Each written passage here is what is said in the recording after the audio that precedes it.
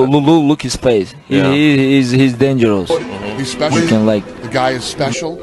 Everything that could possibly be special about this guy is special. A guy like this is the type of guy that you love to watch and follow, the most special guy that I've ever come across. And welcome back to Pen and Core Sports Show presented by Prospect Apparel. Today we are joined by a very special guest, returning guest at that, ESPN MMA journalist Brett Okamoto. How you doing, man? I'm doing really well. How are you doing?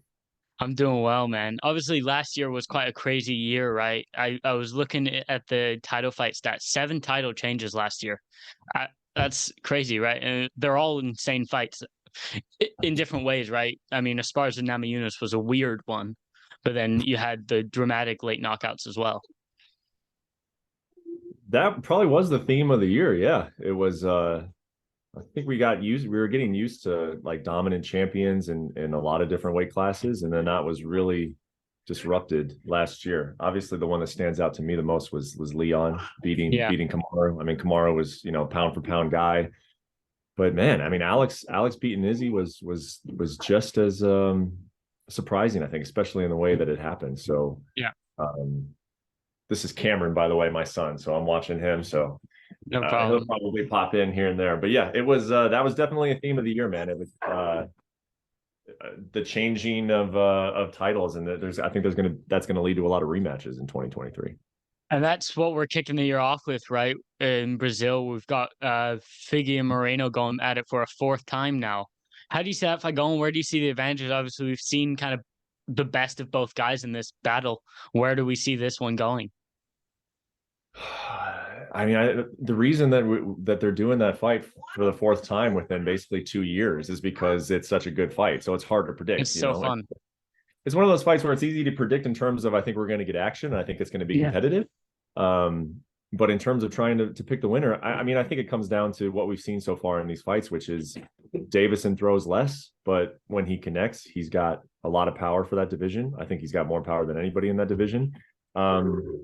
And he's also a really big guy, but he doesn't really gas out. I mean, I think Brandon can push the pace against him, and that's going to be part of his strategy. But sometimes when you see these guys with a lot of power, you just know that they can't sustain it. I mean, Figueiredo has heart, and he's able to somehow sustain it, even with all of the weight that he cuts. So I think it's a fight between 2 guys who are very well rounded. So you can't say it's not like a striker versus grappler type thing, but it's a guy with a little bit more power in Davison, and I think a little bit more well-roundedness and kind of skill with Brandon. Brandon's been coaching, been working with Coach Saud, which is going to be a difference for him. I think a lot of people. So you going to be in the corner then? Saud will be in the corner, yeah. That's awesome. And, I like that. But I think that's going to be a little bit of. I mean, it'll be interesting to see what kind of, because Saif is a guy who he's not going to join that team and just kind of sit back. He's joining that team and he's coming in with his ideas. And I actually saw them last night, and Brandon's taken to him and listened to him, and so I think we're going to see some changes. So we'll see what kind of wrinkle that puts on the fight. But Davison's shown the ability to kind of adapt as well when he went and worked out with Henry and Coach Eric. So I think it's a fight where they're both very familiar, but they're going to come in with a little bit of different wrinkles too. Well, this is the thing that I was interested in with Brandon Moreno. Obviously, I don't think it was made super public that he was working with Saif Saud, or maybe I missed that. But with the James Krause situation, that was such a wild situation. So many fighters have lost fights. Jeff Molina lost his fight against Jimmy Flick. He's not. I don't know what's going on with him. Is he standing by Krause in this situation? It's hard to say because the investigation into that gym is ongoing. So I think that it's affecting different guys in different ways. Yeah. My only connection into that is the flyweight Tim Elliott, and I've seen on his story and stuff. He's been bouncing around different gyms. I think he's in LA right now. So it's wild. It's a wild situation. I don't think we've seen anything like this before. No, I can't think of anything like it. And I mean, when you basically when you have a mandate that says that you can't work with this guy, I mean, James had a lot of fighters in the UFC and in other promotions. So those guys had to scramble and figure out where they were going. It's a big deal. It ripples throughout a lot of different guys.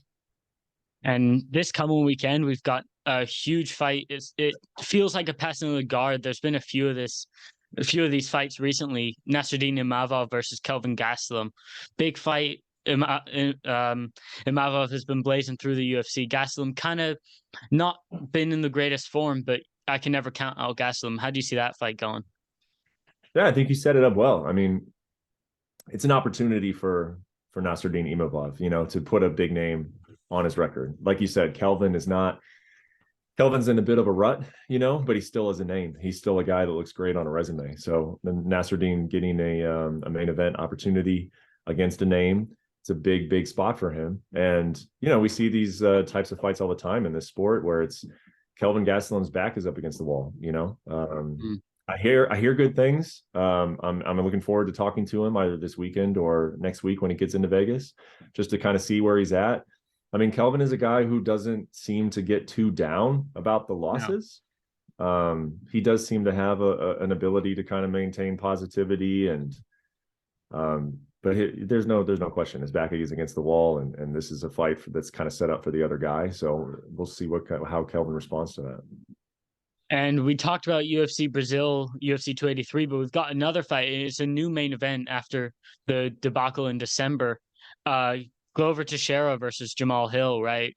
It's kind of a weird fight. I didn't expect it to be made. I was going to bed at 7 a.m. after the pay-per-view, and I checked my phone. I see Dana announces Glover Hill, and I have one eye closed. I felt like I was dreaming. Like, what? After what had just happened, right? But where do you see that fight going? I think there's clear advantages both ways, but I don't know. It's such a weird fight to me.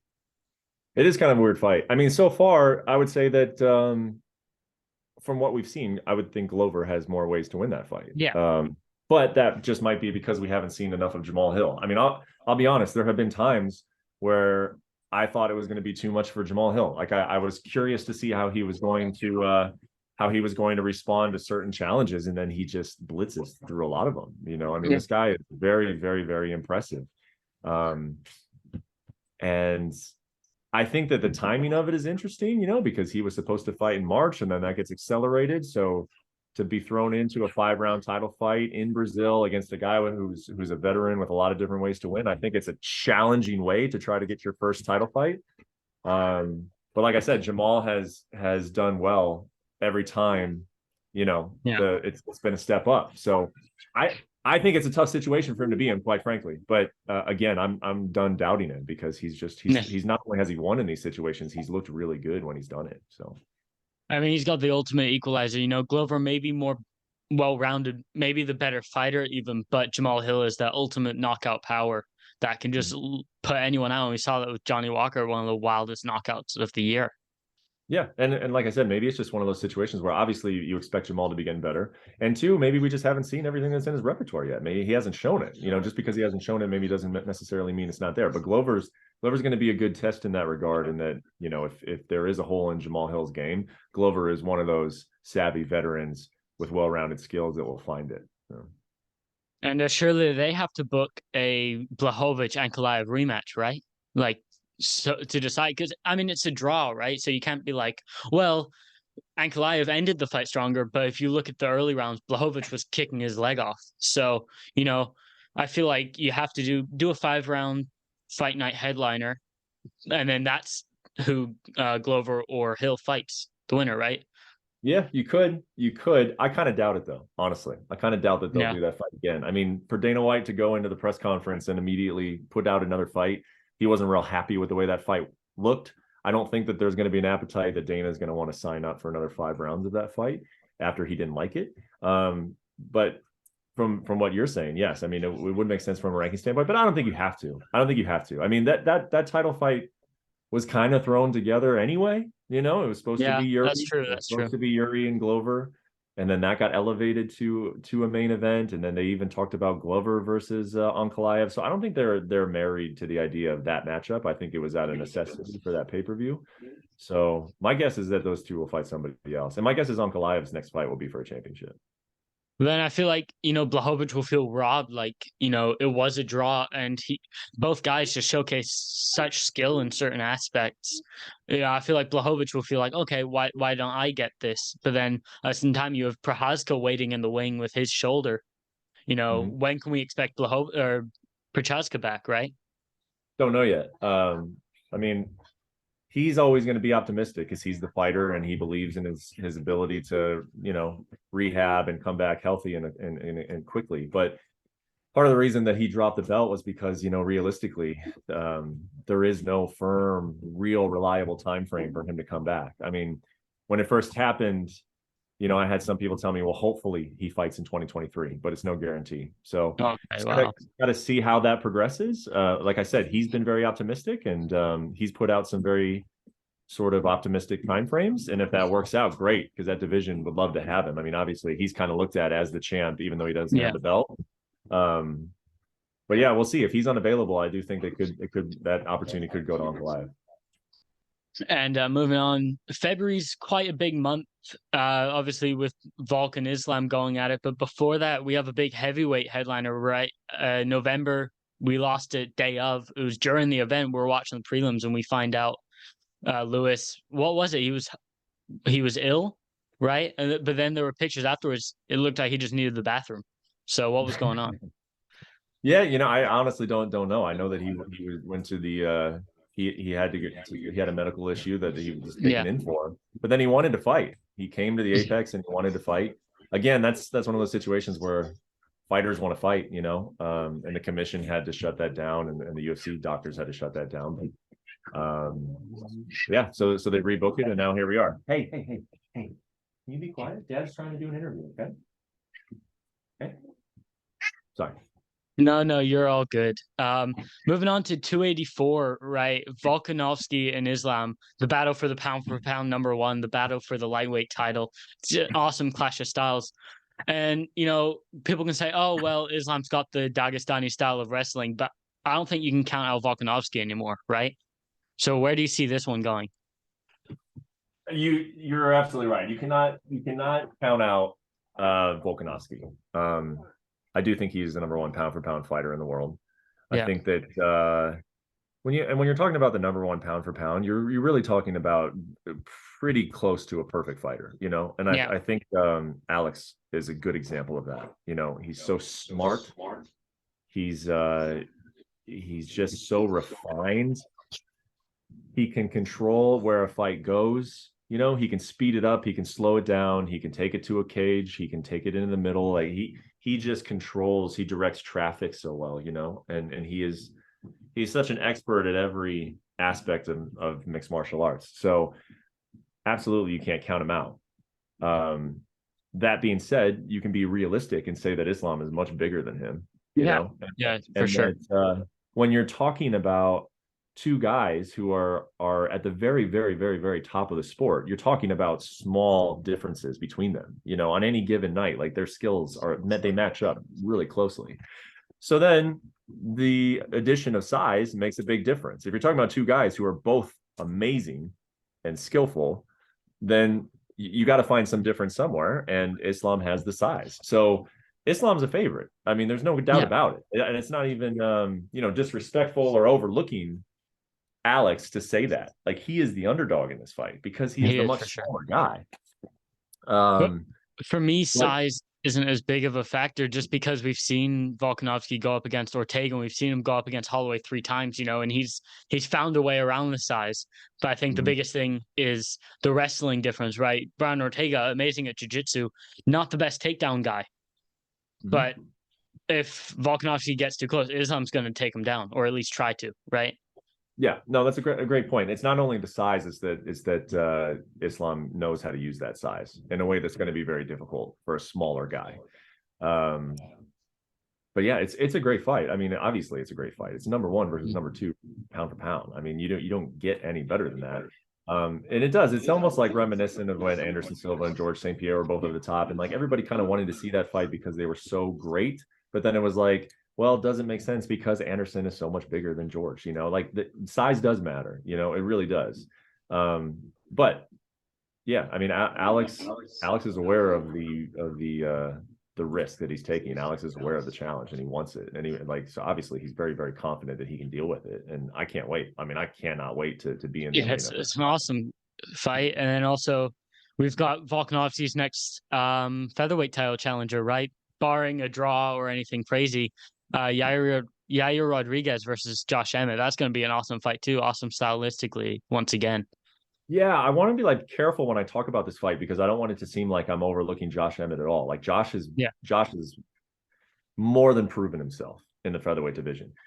But when I talk about this fight, I do get excited about Yair. And for the reason that, we talk about how amazing Alex is. Like, what's it going to take to beat Alex? I think Yair brings something unique to the table because he just does things that other people don't do. Like can Josh beat Alex Volkanovski? Of course, but I think it's a stylistically, Yair, I'm interested in seeing him fight Alex, man, because he is just unpredictable. He hits you with things that you just do not see coming. And that's how you beat a number one pound for pound guy in the world. Like, look at Kamaru. Kamaru was beating Leon for 4.5 rounds, and then Leon hit him with something that he did not see coming. Like, Yair can do that. He can hit you with something that you do not see coming. So I would love a 5-round fight between Yair and Alex. But again, like, I feel bad like talking about how much I would love to see that fight because it sounds like I'm overlooking Josh, which I'm not. Yeah. Like, Josh can definitely go in and beat Yair. He's fully capable of it. He's got good wrestling. He's got a lot of power himself. But just because of that unpredictability factor, like I got to admit, like I would like to see that unpredictability factor against Alex at some point. But man, Josh Emmett, man, he's so good. And he's, people look at his striking, he has the big overhand. He has the big knockout punch. But his wrestling is underrated for me. I think he's got really good wrestling. That's a key to me. Can Yair stop the takedowns? If Josh gets down to his legs, gets to his hips, can Yair get off and stop the takedown? Because he was being taken down by Max Holloway almost at will, really. Mm-hmm. Yeah, that's a great point. I mean, Josh's wrestling is right there. And you know what? If Yair can't stop Josh's wrestling, then everything that I just said about wanting to see him fight Alex is like kind of thrown out the window because Alex is exactly down too, So yeah, Yair has to prove that he can stop the wrestling for sure. That is a massive, massive question. So we'll see. We're going to see it for 5 rounds. So that is a great card. It's a great card, but it's also kind of falling apart a little bit, like right before our eyes, right? We lost Costa versus Whitaker. Weird situation with Costa's contract, right? So does he just not have a contract right now? Stop it. Stop that. Stop that. Go over there. Stop that.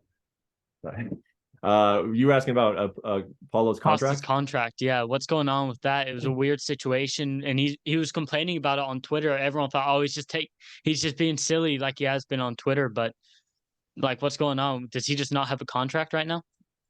Well, he has a contract. He's got 1 fight left on it, and he's been pretty public about that. He thinks his contract is really awful, and he wants a new one. And he has he's at 70 and 70, right?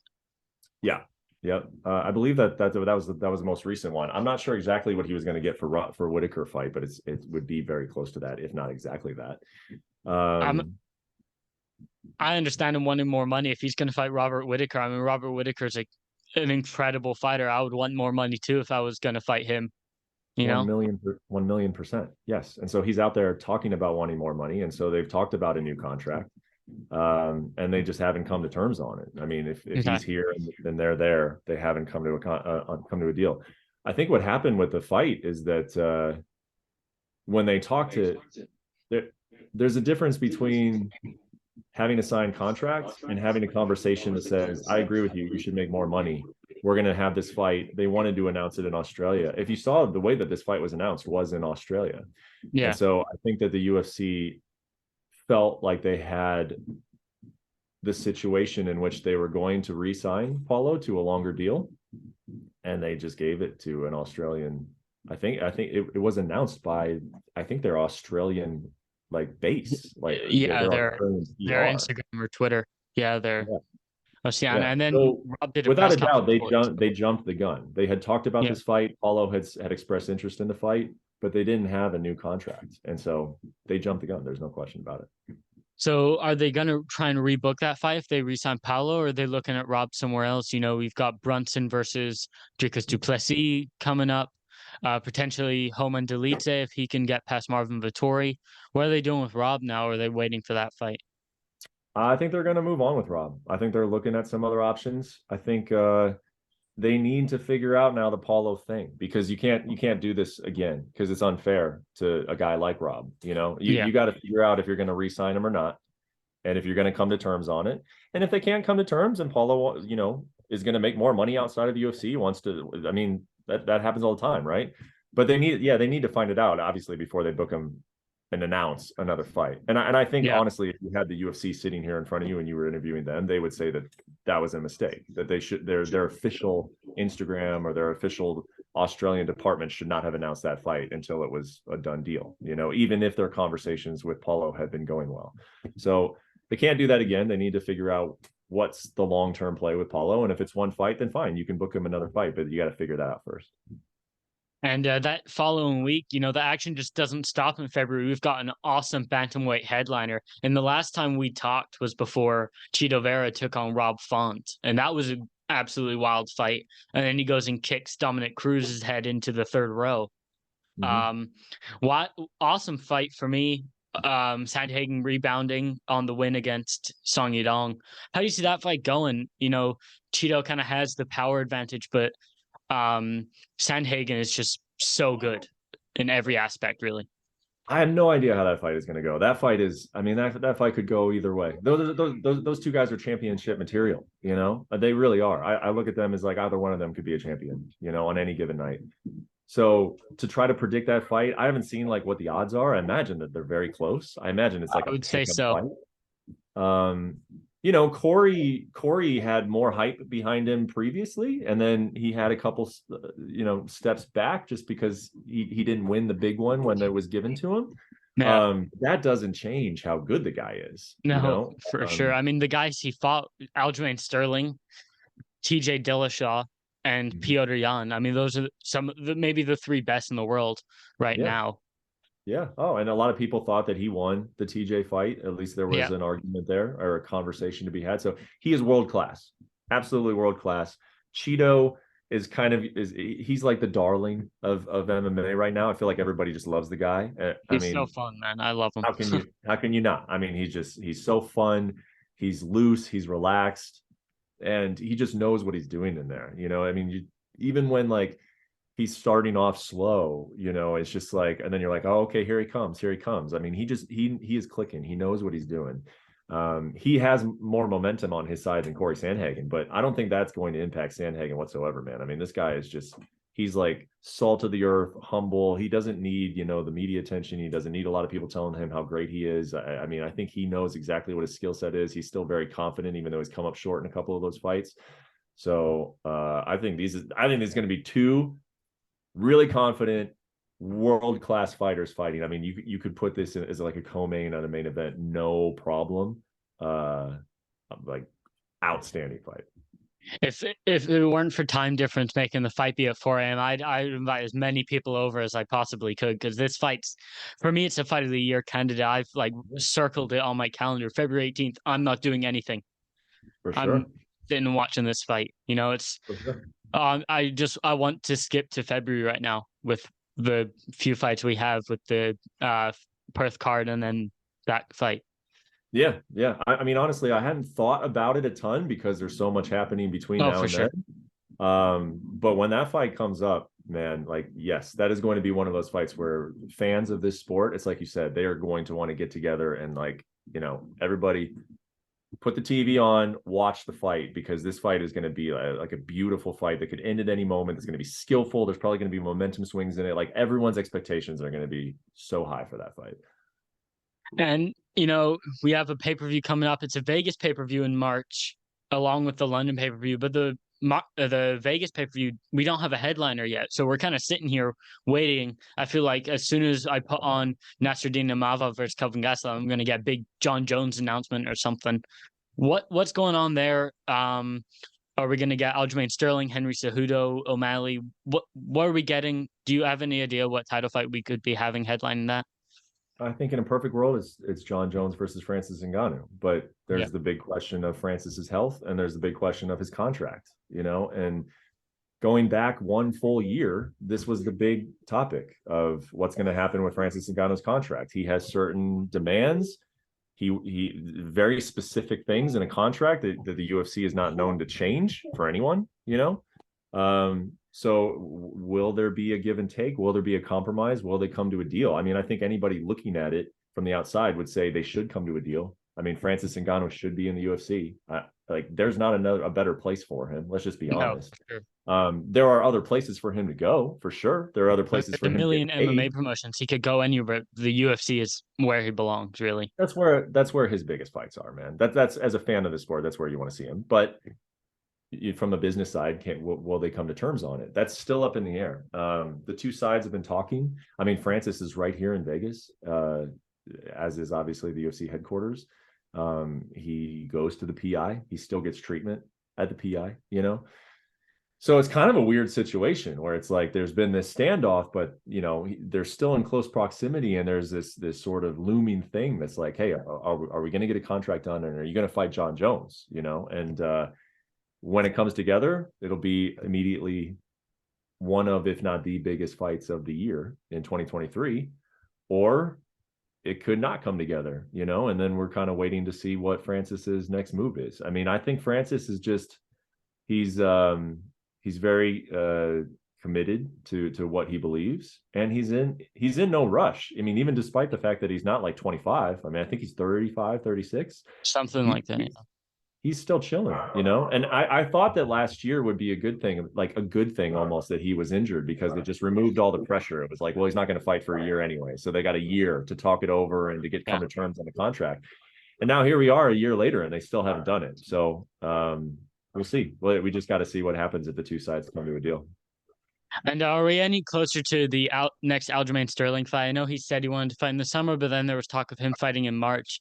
And, you know, we've got two challengers there, Cejudo and O'Malley, coming off the Jan fight. And obviously Cheeto Sandhagen is kind of feels like a number one contender fight right behind the number one contenders, if that makes sense.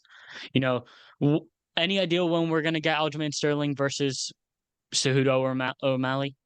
I think it's all connected to the Jones situation. I think if Jones and Francis fight, that has an impact on how the UFC wants to build its cards. You know, I think that there's a few different matchups that are kind of basically agreed to, but waiting for a date. And so I think you'll see Cejudo and Aljamain in either March or April. Awesome. And then UFC 286, we're kind of waiting on who is Leon Edwards going to fight. Ali Abdelaziz kind of shut down rumors of Kamaru being injured, but we have no confirmation on that from Kamaru himself last time I checked. Mm-hmm. So, you know, you've got Covington, you've got Hamza, you've got, I would even throw Wonderboy into this mix with his fight against Holland, depending on where his hand's at, because I believe he broke his hand. And then you also, I mean, you have Usman. You know, what's going on with that? And are we any closer to seeing Usman Leon 3 being announced? I think so. I think that's going to be the fight. You know, I don't think it's any secret that Usman's had a hand issue. I mean, he's shown up in a lot of different public places wearing that hand brace. He's had hand problems in the past, unfortunately. But I think that there's just a difference between it being official and it being, you know, just we need to check off a few more boxes. But I would be surprised if it's anybody other than Kamaru. I think within the near future we'll know for sure that it's going to be Kamaru and Leon. And with Jorge Masvidal, there was talk of him getting the shot, you know, against Edwards, but I didn't really feel like he necessarily deserved. He hasn't won in a while, you know, since he fought on short notice against Usman. But there was talk because of the backstage altercations. What are we doing with Masvidal? Are they going to do him and Wonderboy again? What's going on? I mean, we just got to find out when Jorge's going to fight. You know, there was definitely interest in him fighting Gilbert Burns. You saw him and Gilbert Burns going back and forth, and you know, Jorge basically saying like, I didn't ever agree to fight you, but I will fight you in March if you want to wait for March. And Gilbert is notoriously known for not wanting to wait. He wanted to fight in Brazil, so he's fighting Neil Magny now in Brazil. I think if Gilbert wins in Brazil, that to me is still the most likely fight. That's the fight that the UFC was interested in, and Gilbert and Jorge even themselves have you know said, yeah, we'll take that fight. You know, it's just about finding the right timing for it. If Neil Magny were to beat Gilbert Burns, which Neil Magny is kind of shockwaves through the division, right? Neil's known to do that from time to time. Don't make any plans that involve somebody beating Neil Magny, because he'll come out and upset them. If Neil beats him, then I don't know what you do with Jorge. I mean, Jorge knows that there is a built-in storyline with him and Leon, Yeah. and he knows that that's worth something. And so he's going to try to use that to his advantage as much as possible. Do I think he could get a title fight without winning another fight? I mean, anything is possible in this sport, but I don't think so. I think he's going to have to take another fight, and I think that fight will be against Gilbert Burns as long as Gilbert Burns wins in January. And the Colby Covington Hamzat saga, we've kind of seen all these rumors since Colby beat Jorge. I said that very Spanish, but that came out wrong. But Colby versus Hamzat seems to be the fight that they're trying to make, right? How close is that to being made? Would that be the co-main event to that Leon Usman trilogy? I don't think that fight is that close to being made. I think Really? Okay. I think Colby is still, he's involved in a legal process with the Jorge situation. Jorge allegedly punching him on the street. I think there's video of it now, though. I think there's street video of him running up behind Colby and punching him. Yeah, well, I mean, Jorge himself kind of made it known that he posted a story about it, so we'll see what happens with the legal situation in Florida. But I don't think that fight's that close, and I think that there's real interest from the UFC and Hamzat's team to see him at 185. So we'll see what happens. But I don't think that fight. Maybe that fight could happen next, but I don't think it's very close to being made right now. And after that, we don't really have any fights booked from March on, right? I mean, there's a few prelim fights kind of booked, but you said Hamzat 185, Pereira Adesanya 3. Are we gonna get that, or is he gonna sit out and we're gonna get like Pereira versus Whitaker or something? What are we doing there with Alex Pereira? When can we expect to see him back? I think it's I think that's something they're still figuring out. I mean, right now the UFC is looking at March. They need to figure out what's happening on March 11th. That's the pay-per-view that's coming up that they don't have a main event for. That's now basically 2 months away. Mm-hmm. They need to find out what's going on with Jon Jones, right? I mean, we've been waiting for Jon Jones to fight at heavyweight since we were little children, so like we need to find out if that's going to happen or not. And you got to get that division moving. The heavyweight division needs to move, Yeah. So right now, I don't think there's a whole lot of talk about what's going to happen in May. There's a lot of things that are kind of there's some good scenarios. Okay. There's a lot of fun things that the UFC can do this summer. Depending on when does Conor fight, what do they do with Izzy Pereira, what weight class is Hamzat going to fight in? If he's fighting in 170, that means one thing. If he's fighting in 185, that means one thing. So there's a lot of fun stuff that they can do beyond the spring. But right now, I think that their main focus is figuring out their March, because once they figure out their March, then that starts to answer some of the questions about the rest of the schedule. Man, I think we've gone through the first quarter of the UFC's kind of schedule. I mean, there's a few fights on here. Shavkat Neal being rebooked as well. That's going to be fun. I believe you announced that, right? You announced that being rebooked. So that's a fun one for the fans. Where do you see that one going? Shavkat is incredible, but I can't count Jeff Neal out after what he did to Luque. I mean, Shavkat, he looks like a phenom. I mean, he looks like a guy that just has that extra gear that no one can really keep up with. You see that from certain times from these guys where it's just like, oh, that guy's good, that guy's good, that guy's good, but that guy just bang. He's great. He's tough to deal with. Shavkat has shown that. Jeff Neal was not opposed to taking this fight at all. There are some guys out there that don't want to fight Shavkat because it's like he is really tough to beat, and not a lot of people know how good he is. Jeff was just like he's all in to it. And he's another guy who's coached by Safe down in Dallas. We talked about Safe, coaching Moreno. And obviously Safe, Fortis, that they have a good thing with Jeff Neal. Like he's always talked highly of Jeff Neal. Like Jeff Neal has been a prospect himself, going back a few years. So I think obviously like Shavkat's going to, I would imagine, I don't know what the betting odds are, but I imagine Shavkat's going to be the favorite. Yeah. I think he was sitting around a minus 200, 300 favorite last time I checked when we were looking at it being this coming weekend, but now it's changed. So I'm not sure what it's at right now. There you go. Yeah, I mean, which doesn't surprise me because Shavkat has looked tremendous, man. He's looked unstoppable, really. Caliber. But sometimes guys accelerate too quickly. Sometimes guys get ahead of themselves, and Jeff Neal is not afraid of this matchup, man, at all. Like he tweaked a minor injury. That's why the fight didn't happen on January 14th. Yep. But that day that he's told the UFC, like, I need to pull out of this fight, keep this matchup together. I want it. I mean, that's what he was telling them. It's not like he was like, oh, I'm out for a few months, book me against someone else. Like, he was like, just kick it down a few weeks, 8-7 weeks or whatever. He wanted it in San Antonio because he's from Texas. Yeah. But now it's in front of fans. It's going to be on the pay-per-view, so it's a big cage instead of the small cage in the Apex. And Jeff Neal wants this fight, man. So let's see how he does.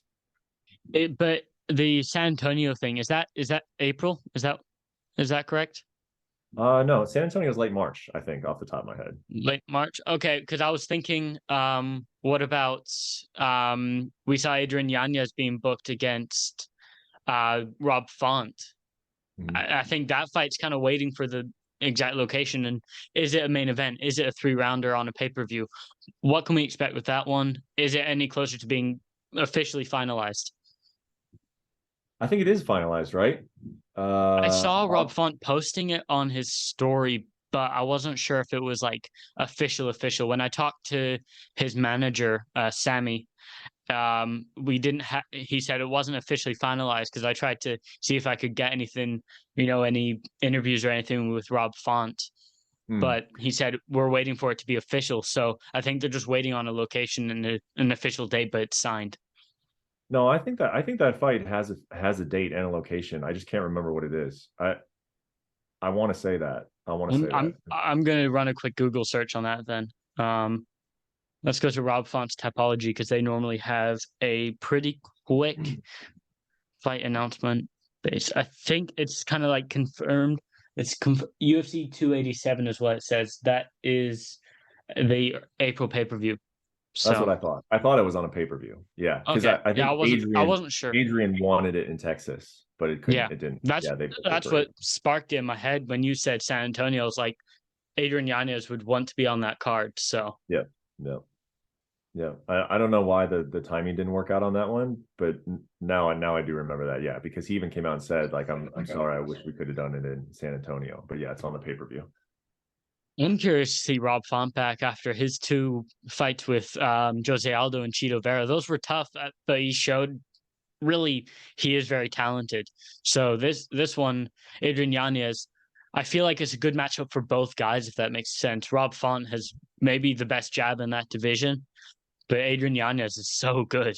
So yeah, that's one of those situations where sometimes there's, we almost look at these situations like, oh, this is a big reward situation for Yanez, which it is. But I actually think it is a great matchup for Font too, because it's a dangerous matchup for him. But, coming off of losses, it's a quick way to get another splash back up, because Yanez has some hype behind him and Yanez has a lot of believers behind him. So if you're Rob Font, you're going to take dangerous fight anyway. Would you rather take, could you be a stepping stone for this guy? It could work out that way. But if you beat him, then we're really talking about it. It's one of those fights that can really shoot you back into a good spot, even though you've been in a little bit of a slump. So I think that I think Rob Font's still in a good spot here. He took some time off. He had some tough fights, some fights that were very, very, back and forth, a lot of damage. So now it's almost like when Cater took that year off of Holloway and then came back and did what he did to Giga Shikazi. Like that camp, New England Cartel, is smart in that regard. So they've given him some very time. Impressive camp, yeah. And now they're giving him a tough opponent. And if he wins, then he's going to reap some rewards from that because Yanez is surging. And as someone who lives in Europe, I'm very curious to see whether the UFC is going to kind of open back up outside of London, kind of look at where I live, maybe in Germany or Czech Republic with Yuri. Obviously, that's going to be on hold now. Blachowicz in Poland with the emergence of Gamrot. What are we looking at potentially Europe-wise? I can't say anything real specifically about it, but I have heard.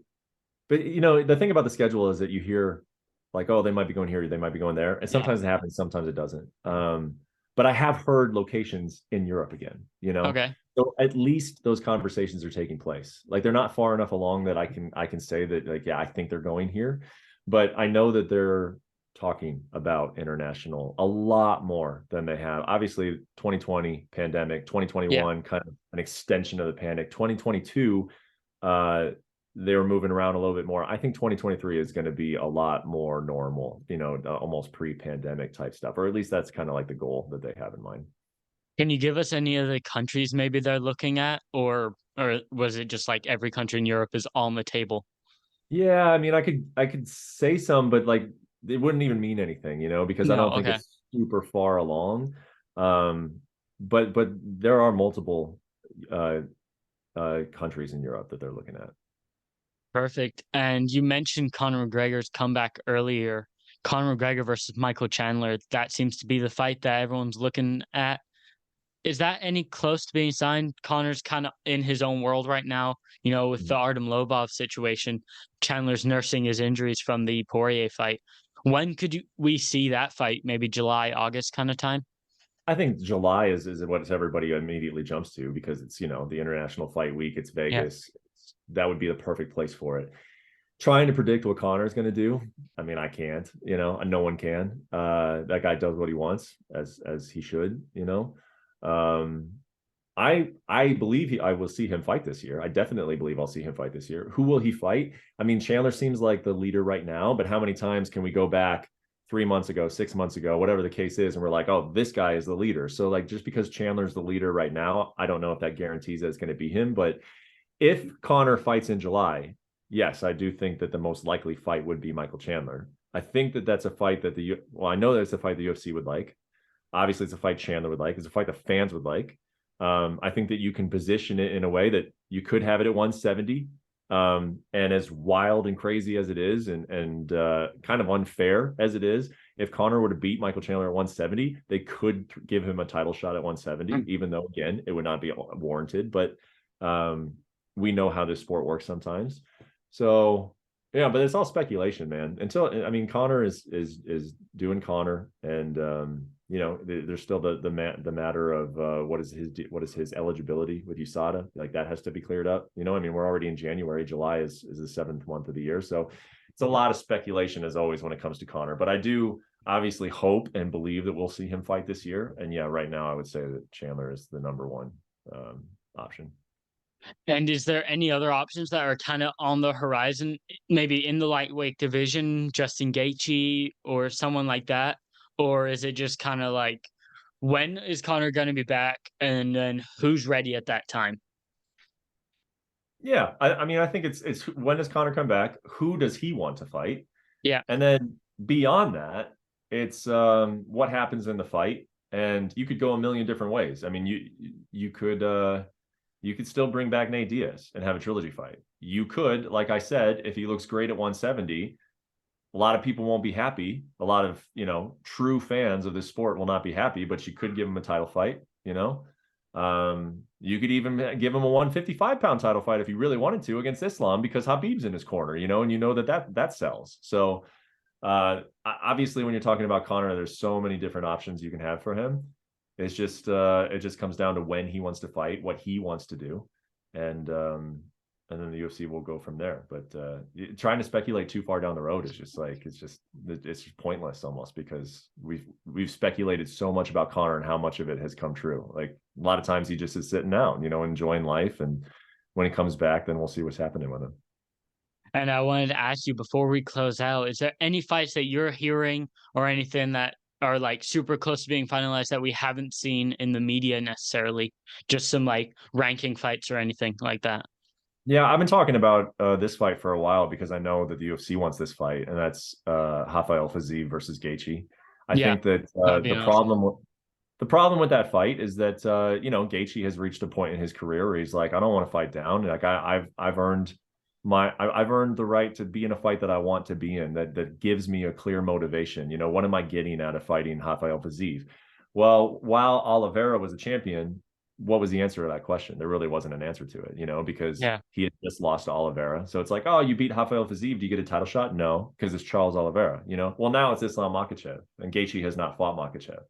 So I think where Gaethje wasn't really willing to fight Fiziev earlier, or he just wasn't interested in fighting Fiziev. Well, now if the UFC can be like, hey, if you beat this guy, then you can get your title shot. Well, that changes the equation. So I think that fight is going to happen. I think that fight, we'll see that fight in March or April.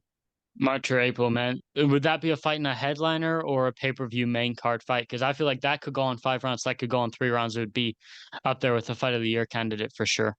Well, I mean, Gaethje has been pretty open about saying he wants to fight on the same card as Kamaru. So could see that fight in London. Could see the fight in London, but that would be huge. Yeah. We'll see, but we'll see how the schedule falls for the UFC. Like I said, there's a lot of moving parts that once one thing happens in March, I think we'll get answers on a lot of different ones. But if Gaethje wants to go over to London and Kamaru's fighting on that card, and we've seen Trevor Whitman do that, where he's had multiple people on a card before. I believe we've seen that twice now, right? And those two like being in camp together. Gaethje and Kamaru like to be in camp together. So I wouldn't be surprised if those were to both happen in London, which would be pretty awesome. But you really can put Fiziev and Gaethje anywhere you want. I mean, obviously that's a fire fight. You can have it headline. You can have it be on a pay-per-view. So I'm not sure which card it'll fall on, but I do think we'll see it. Well, thank you so much for being on the show again and taking time out of your busy schedule. I know you're a super busy guy to come on this show, talk about some fights, break a little bit of news. We didn't get like a guaranteed news break, but we got a little snippet. That's enough for Twitter to run with it for a little while. So thank you for being on the show, and have a great day, man. Yeah, man. Yeah, of course. Always good talking to you, man. Keep doing your thing.